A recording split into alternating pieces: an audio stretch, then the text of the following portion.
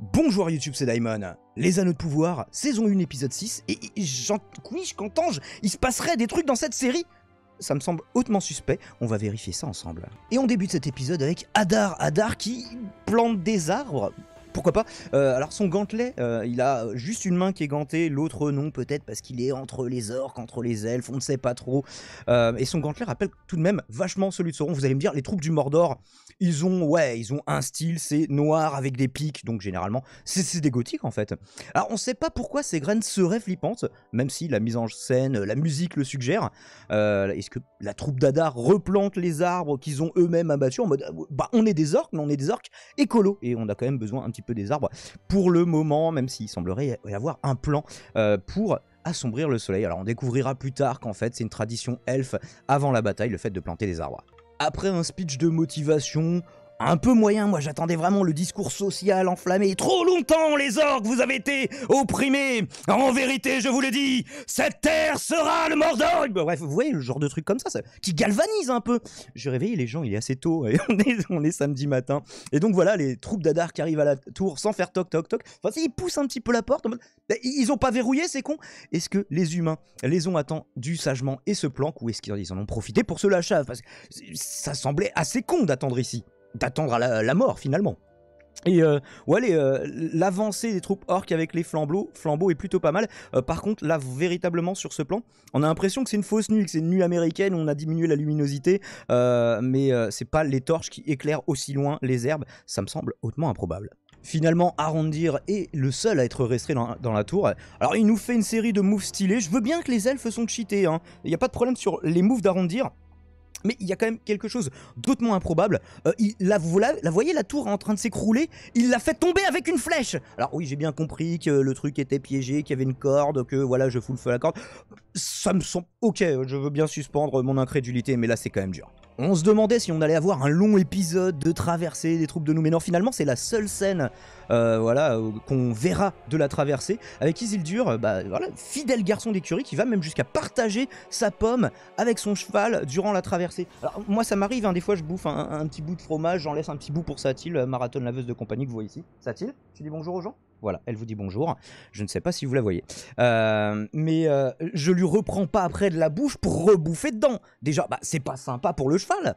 Et non seulement c'est osef comme scène, mais c'est dégueulasse. Il y aura bien sûr une conversation avec Galadriel, oui, ma maman, elle est morte, tout ça, qui était pas très intéressante, ma foi. Bon, le poteau Arondir, après avoir fait des trucs stylés, il faut bien qu'il connaisse quelques fails de temps en temps, donc il essaye de détruire l'épée, qui est pourtant déjà brisée. Techniquement, c'est le principe d'une épée brisée, mais comme pour tous les anneaux, ça semble impossible. Et alors du coup, comment on peut le détruire? Il n'y a pas encore la montagne du destin, même si bon vous avez déjà vu l'épisode. Je vous avoue que j'ai pas de réponse à cette question, j'ai même pas de théorie en la matière. Du coup, à part planquer cette épée, tu peux rien faire, tu peux pas la soustraire potentiellement. La planquer, ça dure peut-être pour 100 ans, 200 ans, mais sur 5000 ans, un moment, il y a un mec de Sauron qui va tomber dessus. Donc on a vu pour l'anneau, il peut rester 2000 ans au fond d'un fleuve et ressortir à un moment. Et provoquer un duel de frères et Crégolum, du coup. Oui, c'était des hobbits, il me semble bien. Sméagol et Déagol, c'est ça? Après s'être tourné autour pendant 6 épisodes de manière insupportable, Arondir fait enfin son move avec Bronwyn, et ça semble plutôt passer. Ah, je les cache, les deux amoureux. Et le village fait plutôt décor de carte postale, comme ça, c'est plutôt mignon. On entend la musique de The Witcher 1 derrière, ça fait un petit peu The Witcher, médiéval, humain. Dommage que ce village, on imagine qu'il va pas durer très longtemps, surtout qu'il se prépare à une bataille plutôt vénère. La bataille plutôt vénère donc, à la nuit tombée, les troupes restantes de Hadar, on n'a pas l'impression que la destruction de la tour les ait beaucoup diminuées d'ailleurs, mais Arondir a encore une strat qui implique du feu, décidément, c'est encore plus son élément, le feu. Alors je ne sais pas si c'est le feu secret des Valas de mon cul sur la commode, comme Gandalf, mais en tout cas ça semble fonctionner, vous les voyez cernés par les flammes, justement. On découvre qu'Arondir maîtrise l'antique art elfe de la capoeira, hein, mais ça va pas suffire contre ce Golgoth orc.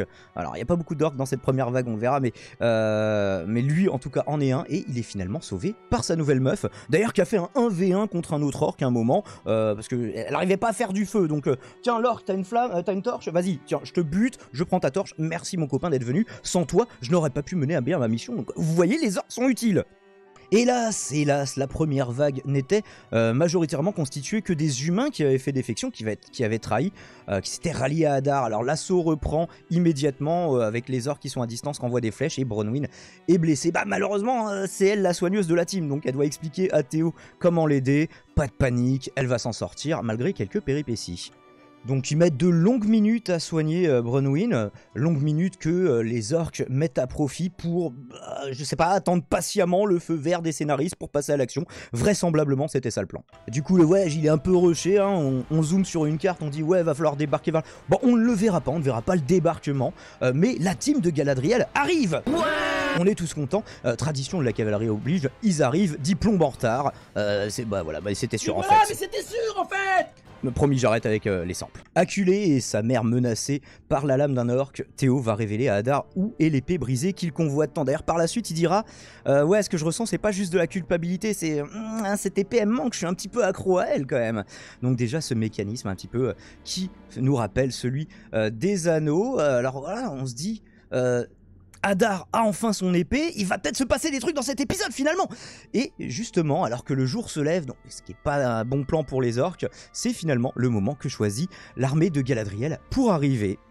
Pile poil quand c'est trop tard. La bataille est relativement cool, hein, l'idée des chaînes tendues entre deux chevaux, je sais pas si c'est crédible, mais visuellement ça fonctionne bien. L'agilité de Galadriel sur son cheval, Halbrand qui se bat, un peu qui sauve d'ailleurs Elendil, un petit peu comme si c'est moi Sauron, voilà, là tu me dois la vie, donc quelque part plus tard j'aurai le droit de te tuer, donc quelque part les comptes seront réglés. Et on a le droit à un moment père-fils justement entre Elendil et Isildur, comme une sorte de répétition pour la bataille bien plus épique qu'ils mèneront plus tard contre Sauron, Sauron justement, et qu'on verra de façon élusive et flashbackesque, ça ne se dit pas, au tout début de la confrérie de l'anneau. Alors que Galadriel poursuit, seul Hadar qui s'est enfui avec l'épée brisée, Halbrand prend ce dernier revers. Alors comment ? Par où est-ce qu'il est passé ? Je veux bien qu'il connaisse bien le territoire, vu que c'est censé être le roi de tout ça, mais comment il a fait pour avoir autant d'avance ? Quand est-ce qu'il est parti ? Il est nécessairement parti après Galadriel, et en tout cas après Hadar. Donc je m'interroge, et Galadriel qui va l'empêcher de le tuer. Alors Halbrand qui a l'air très très tenté de le buter. Est-ce que ce que dira plus tard Hadar, oui j'ai tué Sauron, si c'est lui Sauron, on comprendrait pourquoi il veut le buter. Alors il lui demandera tu te souviens de moi ? Le mec il me dit bah non. Donc en tout cas personne ne se souvient de toi mec, je sais pas si t'es censé être le roi, ni les villageois, ni Hadar qui a exterminé ton village, personne ne sait. Qu'est-ce que foutait Sauron dans ce cas là sur une barque ? Et qui est l'étranger si c'est lui Sauron ? Je sais pas, un proto... comment ça s'appelle déjà ? Un proto Balrog ? Ou est-ce que ce serait simplement un Maya, un autre Maya, puisque ce sont des Maillards les Balrogs, un proto Gandalf ce serait un petit peu dommage, mais pourquoi pas un autre mage, même si chronologiquement ça ne fonctionne pas. D'ailleurs, l'étranger et les Harfoot qu'on ne verra pas dans cet épisode, écoutez, je m'en plains pas. Galadriel qui interroge Hadar, nous on attendait ça, on veut des réponses parce que la discussion avec Arondir, il a peut-être je suis un peu un elfe quand même. Voilà, c'est tout, ça s'arrête là. Il appelle, c'est Galadriel qui appelle les elfes corrompus, les Moriondor. Je sais plus si elle le prononce comme ça. Hadar qui rectifie en disant Uruk. Uruk, ça ressemble à orc, hein, donc les orques normalement qui peuvent marcher au soleil, mais ces Uruk qui sont pas censés exister avant le troisième âge. Là il n'y a que la V1 justement qu'on connaît des orques, si. Alors rectifiez-moi, mais justement le troisième âge, Isildur meurt en l'an 2 du troisième âge, il me semble. Donc est-ce que en termes de timing ça fonctionne ? Je ne sais pas. Dites-moi dans les commentaires. Alors la prochaine théorie, elle est pas de moi, elle est de Captain Popcorn. Hein. Moi je mets des copyrights sur les trucs quand ils viennent pas de moi. Moriondor, en fait, alors Morion ce serait les fils des ténèbres, et Dor c'est la terre, comme le Gondor ou d'autres terres. Et donc voilà, en fait on enlève les fils d'eux. Mordor est en fait la terre des ténèbres. Donc bien joué Captain Popcorn, il a dû vérifier en plus ce genre de truc, j'imagine, sur les forums. Moi j'en ai pas trouvé trace, donc voilà, mais je vous le relate.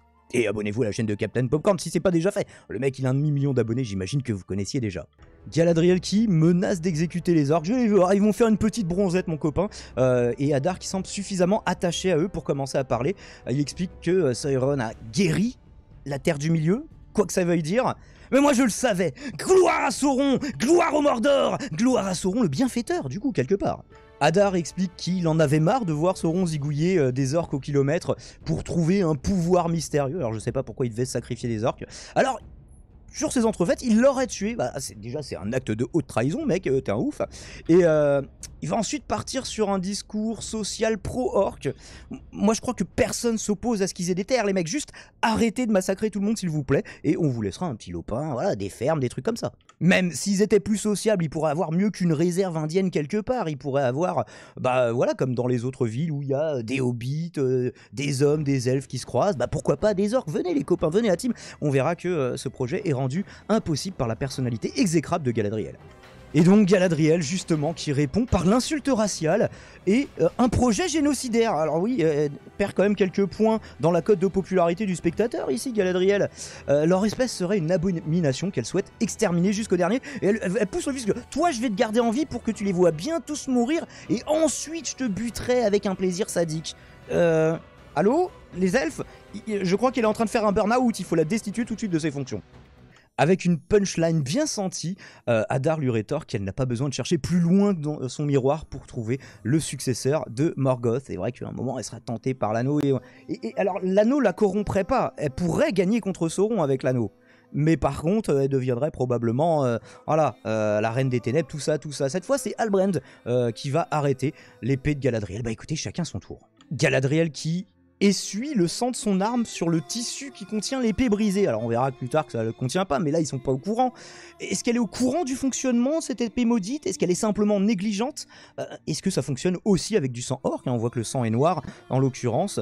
Donc de toute façon, les humains traîtres avaient déjà été zigouillés, ou enfin pas tous, on le verra. Mais d'ailleurs, qui reste vivant? Comment ça se fait qu'il en reste de vivants? Est-ce qu'ils ont juste gardé Waldreg? Je sais jamais comment il s'appelle ce connard. Et voilà donc la mission que Hadar avait confiée à Waldreg, celle d'échanger l'arme maudite avec une autre normale, là ici une petite hachette ou une machette, je ne sais pas, au cas où il se ferait capturer. J'imagine qu'ils l'ont pas échangé avant au cas où ils perdent la bataille et qu'il s'est pas enfui avec une fausse arme, ce serait débile. Surtout que quand il tombe de cheval, le premier réflexe c'est de vouloir l'atteindre. Alors est-ce qu'il pensait s'en sortir s'il utilisait l'arme, puisqu'on sait qu'elle sert surtout de clé, mais que c'est quand même une arme. La preuve, Théo avait buté un orc avec. Et alors question, juste en passant, hein, j'ai entendu personne en parler, qu'est-ce que le chef des traîtres fait en liberté et sans aucune surveillance? Parce qu'il a bien fallu qu'il subtilise l'arme à un moment. Moi je veux bien qu'au moment où Hadar lui donne l'ordre, il s'enfuit avant la bataille. Mais dans ce cas-là, comment il échange l'arme? Ou alors l'arme avait déjà été échangée et il avait prévu de se faire capturer. Ça n'a pas de sens. Dans les deux cas, ça n'a pas de sens. Mais bon, pourquoi pas. Et Waldreg va se servir du coup de l'arme brisée selon sa fonction originelle qu'avait décrite Arondir, à savoir une clé et la serrure. Elle était dans la roche. Bah, elle n'était pas au truc où il y avait les sculptures justement qui ressemblaient à ça, ce qui m'étonne. Bon là, il avait dû lui expliquer très nettement où c'était. J'imagine qu'ils ont eu du temps et ça va provoquer une série de réactions en chaîne. Vous voyez un peu l'apogée, la montagne du destin qui entre en éruption. Enfin, j'imagine que c'est... En tout cas, c'est un très grand volcan dans le Mordor. Je sais pas s'il y en a des masses. Et justement, le Mordor tel qu'on le connaissait dans les films et dans les livres est en train de naître. On voit qu'Hadar a pu s'échapper puisqu'on a un plan sur la maison qui se fait juste avant qu'elle se fasse détruire où on voit les chaînes au sol et lui qui est plus là. Est-ce que c'est Halbrand / Sauron qui l'a délivré? Mais tu voulais pas le buter? Pourquoi maintenant finalement tu le libères? Alors, autre question, pourquoi est-ce que Sauron n'avait pas activé cette clé avant? Est-ce qu'ils ont juste, mauvais timing et je me suis fait buter avant? C'est une habitude d'ailleurs pour Sauron de se faire de se faire buter d'ailleurs, de se faire capturer, de se faire buter. Bon, il ressuscite vachement facilement, ce qui est quand même plutôt pratique et je vous propose qu'on passe à la... Conclusion, je lui trouvais jusqu'ici des excuses. Oui, elle a 4000 ans de moins, elle a surtout connu des batailles sanglantes, mais je suis ici forcé de le constater, vous aviez raison, Galadriel est complètement con, en tout cas pour le moment. Elle laisse pas d'autre choix aux orques, chassés de partout et maintenant menacés de génocide. Elle leur laisse rien d'autre que la violence pour espérer survivre finalement. Et c'est le message qu'elle fait passer à Hadar. Peut-être qu'il aurait été plus raisonnable. De toute façon c'était trop tard, le Mordor allait naître. Et lui, vraisemblablement, savait que les plans seraient exécutés, qu'il soit capturé ou pas. Donc un épisode avec de l'action, parfois cool, des révélations encore insuffisamment satisfaisantes. Mais bon, tout de même, là on a du biscuit, on va pas trop se plaindre. Par contre, avec un tel budget, je vous rappelle que c'est la série la plus chère de l'histoire de l'audiovisuel, on aurait aimé voir au moins un épisode avec une grande bataille rangée. Alors il reste 2 épisodes, il y en aura 8 pour cette première saison. Je sais pas quelle bataille, peut-être déjà un truc, une proto-armée du Mordor, je sais pas. Et la submersion de Numénor, déjà, on verra. Minas Morgul qui va être bâti, comment il s'appelait, Minas Tirith, je sais plus. Dites-moi dans les commentaires avant d'être corrompu. Mais voilà, on attendait une grande bataille, pas une escarmouche dans un village, même s'il y a des moves plutôt sympas. Alors, c'était plus cool que les précédentes semaines, mais je reste pour le moment sur ma faim. Et vous, dites-moi dans les commentaires ce que vous en avez pensé. Chronique assez rapide, parce que je dois bouger assez tôt. Et oui, je vous l'ai fait à 7h33 avant de partir en week-end, en micro-week-end. Likez, commentez, partagez. Ouais, j'ai pas fait de live pour les gens qui aiment ma radio libre. J'ai pas fait de live hier, justement, sachant qu'il fallait que je me lève très tôt ce matin. J'ai préféré éviter, mais qui sait, je vous ferai peut-être un live depuis mon lieu de villégiature. Ça se dit villégiature pour un week-end, je ne sais pas. Bref, ciao ciao, c'était Daimon. Merci d'avoir suivi cette review. Et vive Sérivore! Partagez le hashtag Sérivore, bien sûr.